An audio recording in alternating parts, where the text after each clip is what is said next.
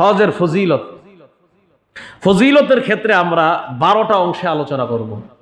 1 number হজের ফজিলত, 2 number হজ্জে মাবরুরের ফজিলত, 3 নাম্বার হজ্জে মাবরুরের মর্যাদা, 4 নাম্বার নারী পুরুষ বৃদ্ধ দুর্বলদের হজ, 5 নাম্বার হজ এবং উমরাকারীর দোয়া, 6 নাম্বার হজ এবং উমরাকারীকে আল্লাহ ক্ষমা করে দেয়, 7 নাম্বার হজ উমরার মধ্যে খরচ করলে কি লাভ, 8 নাম্বার হজ উমরায় গিয়ে মারা গেলে কি লাভ, 9 নাম্বার হজ উমরায় তালবিয়া পাঠের কি লাভ, 10 নাম্বার হজ উমরায় তাওয়াফ করার কি লাভ, 11 নাম্বার হজরে আসওয়াদকে চুমা দেওয়া বা স্পর্শ করার কি লাভ, 12 নাম্বার আরাফায় অবস্থান করার কি উপকারিতা।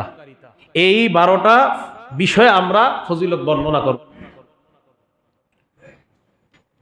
আলহামদুলিল্লাহি ওয়া কাফা ওয়া সালামুন আলা ইবাদিহিল্লাযীনা ইসতাফা।